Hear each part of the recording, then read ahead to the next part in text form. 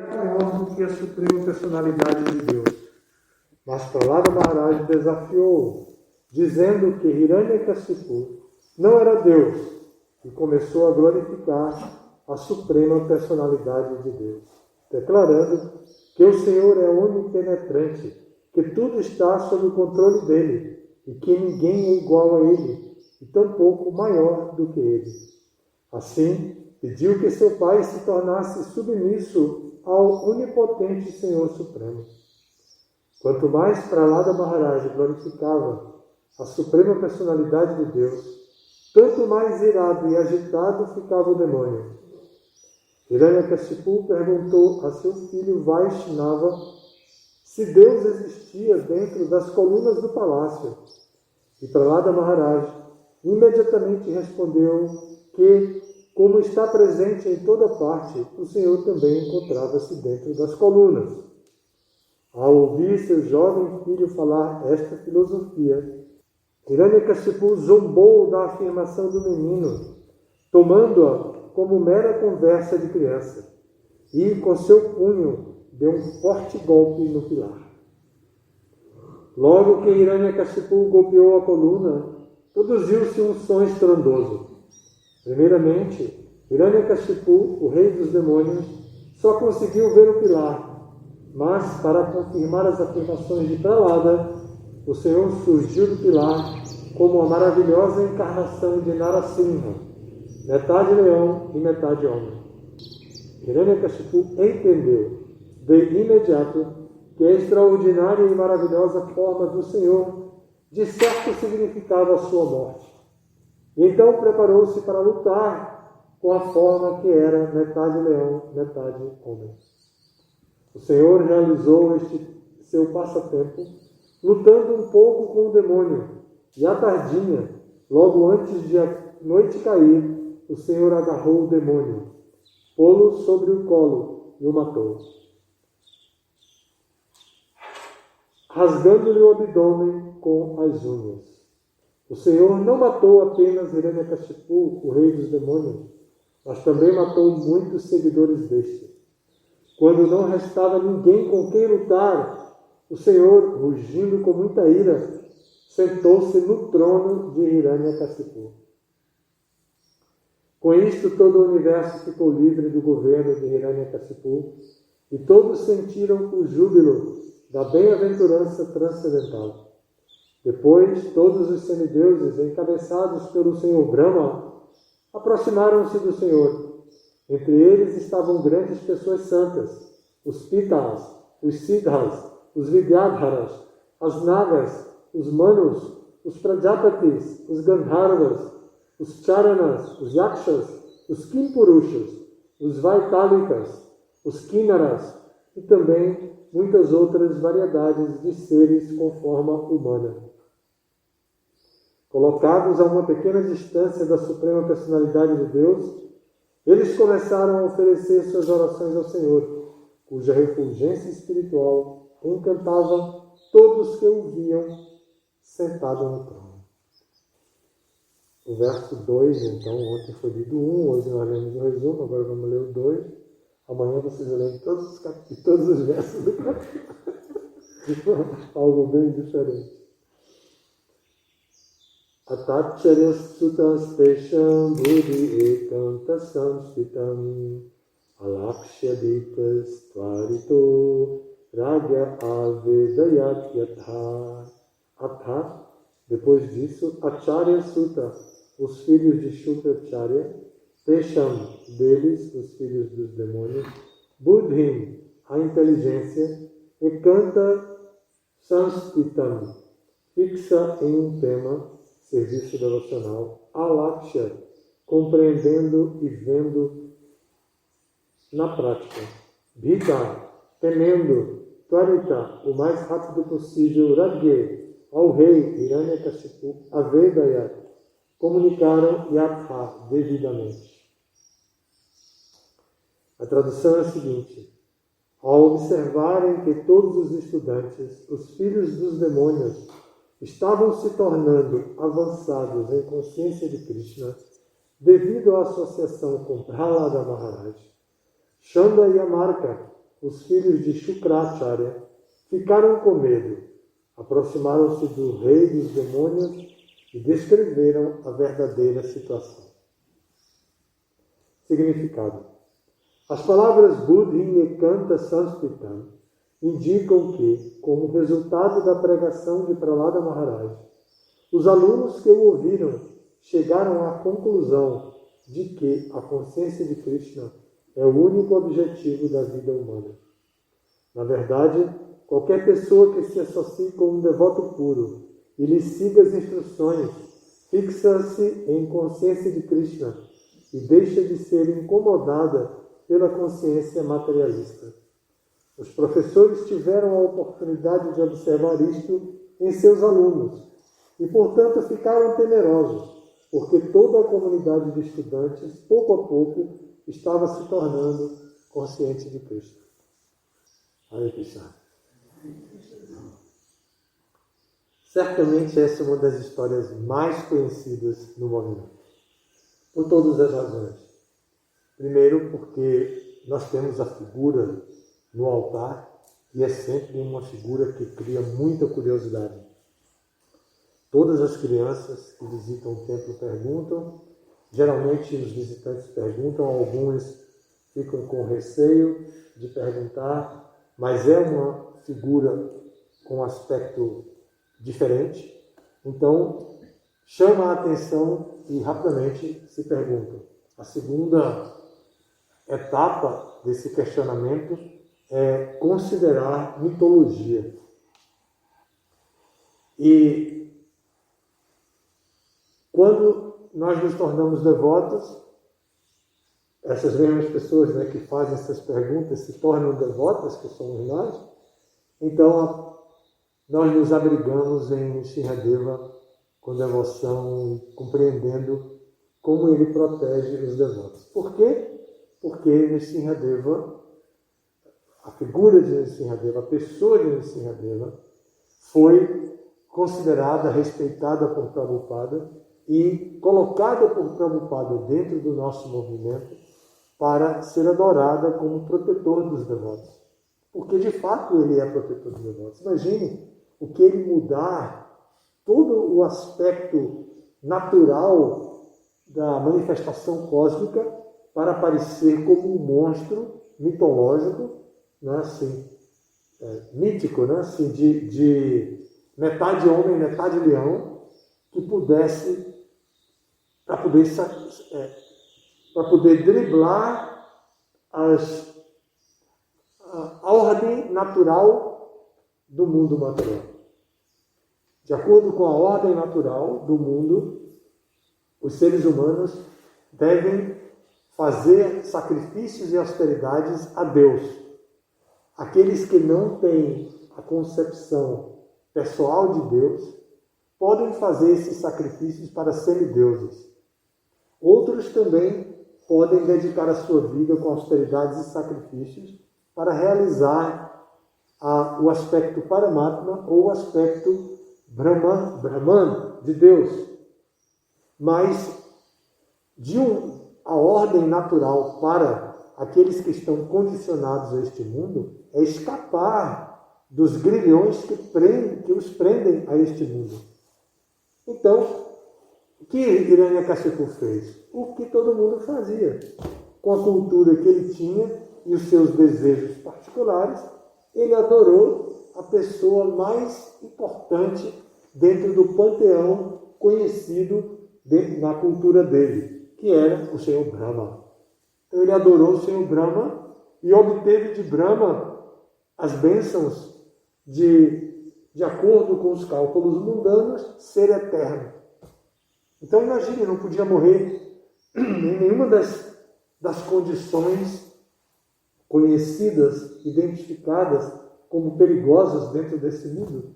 Ele, com sua inteligência, maquinou um plano para evitar a morte e obteve as bênçãos de Brahma, a pessoa a quem ele havia adorado através de suas austeridades. Então ele estava dentro do padrão. Então, agora, um devoto ameaçado por esta personalidade, prestes a ser assassinado, que era Prahlada Maharaj, filho desse grande e poderoso rei, se abrigando em Deus e glorificando a Deus, sem nada pedir em troca, simplesmente adorando a Deus. Não pediu para se proteger da morte, não chorou pelos cantos, não ficou depressivo, não teve nenhum tipo de problema. Ele simplesmente glorificava a pessoa suprema. Então, dedicando-se a glorificar a pessoa suprema, Prahlada Maharaj chamou a atenção de Krishna, e Krishna disse: mas como eu vou fazer? Como eu vou fazer? Como é que eu posso chegar e matar esse indivíduo, se esse indivíduo está todo protegido por aquela pessoa que eu acabo de empoderar para cuidar do mundo? Eu dotei Brahma de poder para cuidar do mundo. Brahma dá bênçãos para essa pessoa. E agora, o que eu vou fazer? Então, essa era a questão natural para nós, que se queremos entender a situação de maneira empática, essa é a situação. Então, para Krishna, isso é bobagem. Ele é todo-poderoso. Ele saberia como resolver. Ele não teve exatamente esse dilema. Porém, quando ele se viu naquela situação para proteger Prahlada Maharaj, que estava quase sendo morto pelo próprio pai, ou seja, o pai tinha acesso a ele. Ninguém iria tirar o filho do pai. O filho já estava dentro da sua intimidade com o pai, então era uma presa facílima para o pai. Quem mais pode ferir, maltratar, abusar de alguém do que aqueles que estão mais próximos dessa pessoa? Então o pai era o mais próximo do filho. Então ele já estava no processo de maltratar e até matar o filho. Mas Krishna viu, reconheceu todas as bênçãos dadas, nem de dia nem de noite, nem dentro nem fora do palácio, nem no chão, nem na água, nem no ar. Tudo que o nosso amigo conhecia, né? Nem por um ser humano, nem por uma fera. E ele analisou tudo e pronto, disse: bom, eu vou, mas eu vou chegar ao meio-dia, né? Eu vou ter um tempo para me divertir um pouco, né? Então Krishna chegou e quando chegou o Brahma, Hiranyakashipu pensou: olha, ele apareceu, mas eu tenho a bênção de não morrer nem de dia nem de noite. É dia, eu não vou morrer, eu vou lutar. Então ele entrou na luta para ganhar, como aqui no resumo foi dito. Ele entrou na luta para ganhar. Quando ele viu apenas uma pilastra e com seu punho golpeou a pilastra, então de dentro da pilastra saiu aquela forma monstruosa, mas ele estava protegido. Era dia, ele não ia morrer. Então ele entrou para ganhar a luta. E Krishna muitas vezes deixou de dar alguns golpes positivos, né? Então, e ele era poderoso. Então, quando Nrsimhadeva, com as suas garras, tentava agarrá-lo, ele ficava invisível, porque ele tinha o siddhi de ficar invisível. Isso ele já tinha sem pedir bênçãos. Ele conquistou através do sistema de yoga. Então, ele ficou invisível e aparecia atrás de Nrsimhadeva dando gargalhada. Nrsimhadeva se virava para trás, ia até ele e tentava pegar, e ele outra vez ficava invisível e passava e aparecia atrás de novo. E os semideuses estavam completamente apavorados de ver o risco que Nrsimhadeva estava passando, que era de ser vencido por aquele monstro. Quer dizer, o monstro verdadeiro mesmo era Hiranyakashipu, né? A forma de Krishna é transcendental, embora disforme assim, é transcendental, mas a forma de Hiranyakashipu é comum. Então, aquela luta durou até o Muhurta, em que não se define se é dia ou noite. Lusco-fusco, aquele momento em que nem é dia nem é noite, não adianta acender a luz, já não tem luz suficiente para iluminar. Então, nesse ano eu disse, é agora não passa. E aí agarrou ele, como descreve aqui. E aqui tem um detalhe importante que não costumamos falar com frequência, que além de destruir Hiranyakashipu, Nrsimhadeva acabou com a galera dele toda, com a turma toda dele. Então eliminou o perigo, o mal pela raiz, porque todas aquelas pessoas estavam convencidas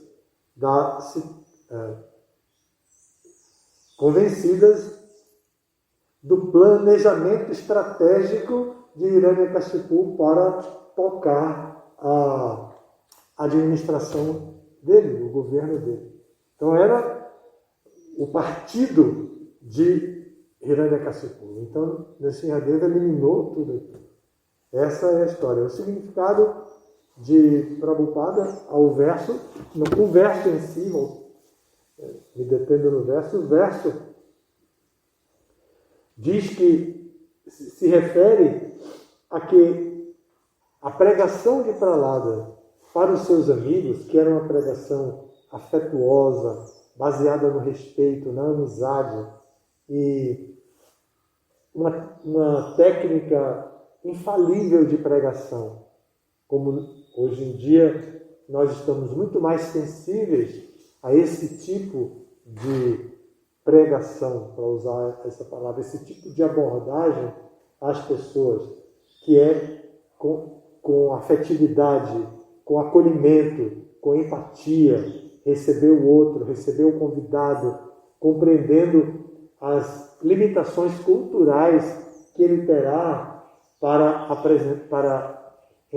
adentrar uma cultura assim, às vezes excêntrica ou sofisticada. E então aqui Prahlada foi gradualmente ocupando os meninos em cantar, em dar a eles o néctar, a experiência de bem-aventurança, sem exigir deles nada. Inclusive, não exigiu que eles renunciassem à família. Prahlada, quando se dirigia a ele, dizia: ó filhos dos Asuras. Mas ainda assim, não estava ofendendo, estava apenas conscientizando eles que esse tipo de conhecimento, garotos, vocês não vão ter em suas casas. Mas aqui vocês vão comigo agora, nessa brincadeira agradável do recreio da escola, nós vamos poder entrar no cantar dos santos nomes, no néctar do cantar dos santos nomes. E por chegar ao néctar do cantar dos santos nomes, vocês vão viver a felicidade máxima que pode ser obtida dentro deste mundo. Uma felicidade que está além da capacidade dos sentidos e da mente e da inteligência produzirem na sua experiência humana. Os meninos ficavam encantados. E com pouca filosofia e muito cantar do Mahamantra Hare Krishna, Prahlada envolveu aquelas crianças ao ponto que chega aqui. Ao observarem que todos os estudantes, os filhos dos demônios, estavam se tornando avançados em consciência de Krishna, devido à associação com Prahlada Maharaj, Chanda e Amarka, os filhos de Shukracharya, que eram os professores, ficaram com medo. Natural, né? Numa escola, a primeira coisa que os professores fazem é denunciar no conselho pedagógico que tem uma criança que está influenciando outros com o seu comportamento. Então, quando é positivo, então eles comentam também, os professores comentam: Na nossa sala tem um menino que é muito bom em matemática, por exemplo, e esse menino ele tem um espírito de liderança e ele consegue fazer com que os outros fiquem interessados pela matemática. Eu estou gostando muito de contar com aquela criança na minha sala de aula. Isso é conversa de reunião de professores na diretoria lá, né? Coordenadoria. Então, quando também o menino vem com maus hábitos e os professores observam que o menino desvia os outros do convívio com os professores, está sempre levando forma um grupinho e leva o grupinho para ficar falando baixinho, contando alguma coisa assim, que os professores não têm acesso, os professores ficam preocupados. E a primeira coisa que eles fazem, olha, eu queria dizer para vocês, na minha sala eu estou com um problema. Tem uma criança que tem maus hábitos e ele está influenciando os outros, eles levam os meninos para os cantos, ficam falando. Eu já vi uma vez eles embaixo da janela do banheiro das meninas. Eu não vi mais nada além disso, mas a impressão que eu tinha é que eles estavam esperando a oportunidade para olhar pela janela o que estava acontecendo lá dentro. Eu estou bastante preocupado com isso. E essa conversa do professor também. Olha o que está acontecendo aqui. Chanda e Amarca, os filhos de Shukracharya, que eram grandes mestres, muito capacitados para ensinar, estavam com medo do que poderia acontecer na sala de aula dele, porque uma criança estava induzindo os outros a glorificar a pessoa suprema, e era justamente o príncipe, o filho do rei, e o rei era muito conhecido, poderoso por ser mau e cruel, e que poderia prejudicá-los. Então, com medo, porque eles também já tinham sido ameaçados pelo próprio pai, como também não é coisa de hoje. Às vezes se diz assim, os pais de hoje ameaçam os filhos. Tem até vídeo no YouTube contando um monte de barbaridade de como os professores tiveram o seu poder retirado pelos pais. O que antigamente os pais davam poder aos professores para poder educar os alunos, hoje os pais tiraram o poder. Os pais querem apenas que os professores sejam informadores, que passem a informação e pronto.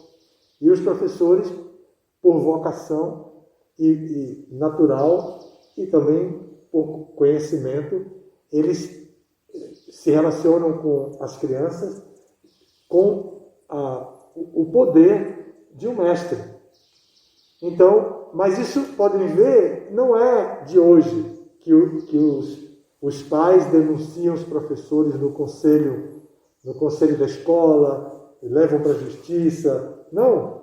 O Hiranyakashipu, o pai, chamou os professores e ameaçou. Meu filho está aqui sob o cuidado de vocês, mas eles estão chegando em casa falando sobre a suprema personalidade de Deus. Quem está ensinando isso a eles? Serão vocês? Então, ele estava questionando, dizendo, eu não quero que isso aconteça, senão vocês vão ver. Então, com ameaça. Então, é natural aqui que Chanda e Amarca estejam amedrontados. E é o que o verso diz. Então, eles, aproximaram-se do rei dos demônios e descreveram a verdadeira situação. Vamos contar para o pai e agora a responsabilidade do pai. E o que aconteceu?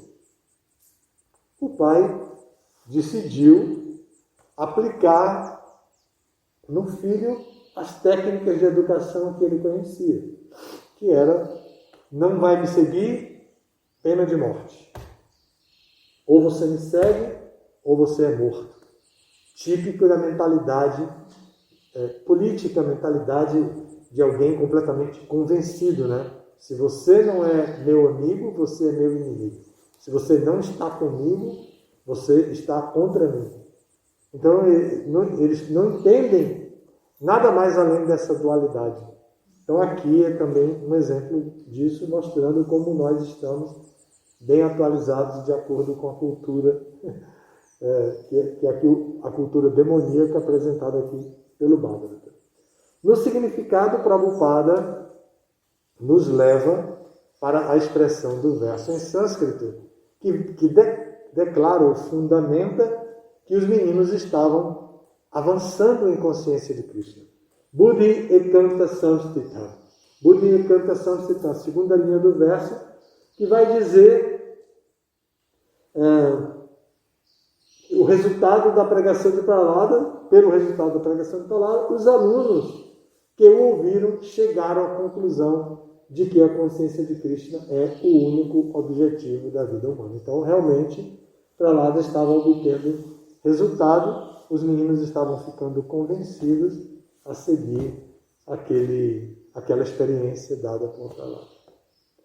Então, esse é o tema aqui, e nós estamos prestes a comemorar o dia do aparecimento de Nrsimhadeva. Esse dia é um dia importantíssimo para essa comunidade, porque foi nesse dia que a comunidade foi inaugurada, e também essa comunidade tem uma permissão especial do GBC para ter a imagem de Nrsimhadeva no altar, que não é permitida normalmente.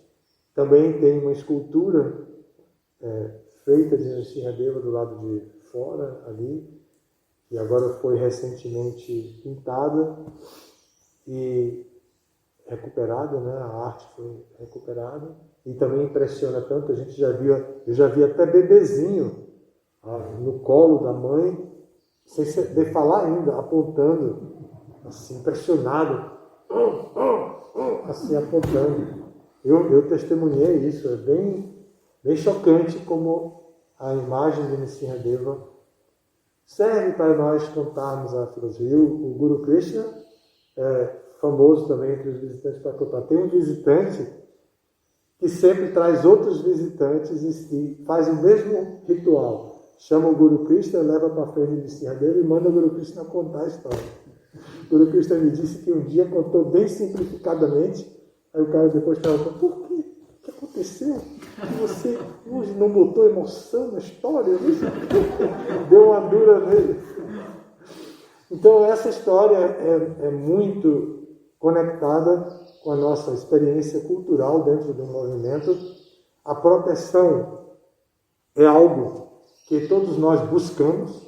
Nós queremos nos proteger, é natural. Nós queremos nos proteger, e quando nós nos conscientizamos do verdadeiro objetivo da vida humana, nós queremos proteger a nossa capacidade de alcançar esse objetivo. Então, assim, Nrsimhadeva é adorado pelos Vaishnavas, porque Nrsimhadeva protege os aflitos, os devotos que estão inseridos dentro de uma cultura alienígena à alma, e assim os devotos têm a oportunidade de avançar em seu percurso através da proteção de Nrsimhadeva.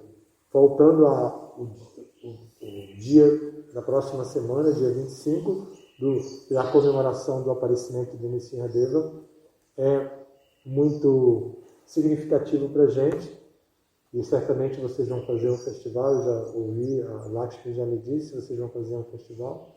Em todas as partes terão festivais online. Nós precisamos estar bem atentos para a situação da pandemia agora, mas estamos aproveitando muito bem. Se vocês observarem, Ontem nós completamos 60 dias, anteontem, sexta-feira, nós completamos 60 dias de publicação do jornal virtual do CGR1 consecutivos.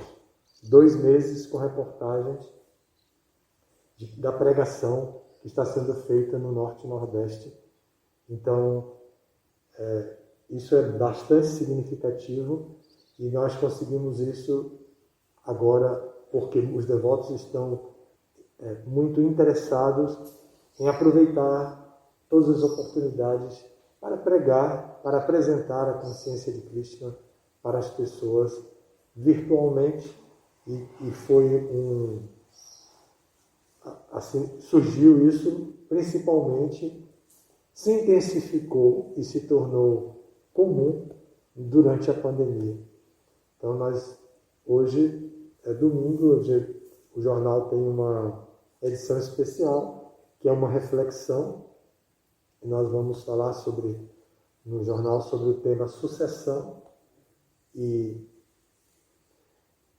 se nós nos abrigamos em Krishna, nós nos abrigamos nas instruções de Prabhupada, nós temos chance de passar adiante esse conhecimento que é tão importante para a sociedade humana e que favorece as almas espirituais que se condicionam ao corpo humano e esquecem a sua verdadeira identidade, a resgatar a sua identidade original e então tomar uma atitude proativa para retornar ao lar, de volta ao Supremo. Obrigado pela atenção de vocês. Se quiserem fazer alguma pergunta ou comentários. Desculpe, eu estava. Um professor falou que Prada Maharaj estava com grupinhos, né, pregando a consciência de Krishna e os convencendo.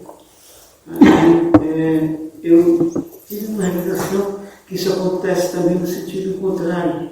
Tem devotos que também tentam fazer grupinhos para denegrir a imagem de outros devotos que estão na vida por esse movimento. Não é à toa que isso está previsto no Padma Purana, com as ofensas, e recordar as ofensas diariamente é parte do nosso sadhana. É a primeira ofensa, blasfemar os devotos e devotas que estão dedicando suas vidas. Isso acontece por nossos maus hábitos. Então nós precisamos melhorar os nossos hábitos, introduzindo bons hábitos. E assim a gente aprende a não encontrar erros nos outros. A vida condicionada tem aspectos grosseiros, que rapidamente nós podemos ver, e tem aspectos muito sutis. Os aspectos sutis da vida condicionada geralmente são ajustados à nossa inserção social e cultural. Então nós não percebemos. São hábitos que a gente adquire, hábitos sutis que a gente adquire na nossa família, maneira de pensar, até uma maneira de pensar, de analisar a vida, de ver o mundo, a gente aprende com a família. E na escola, com os amigos, com vizinhos. Há vizinhos que influenciam muito nossas vidas também. Então,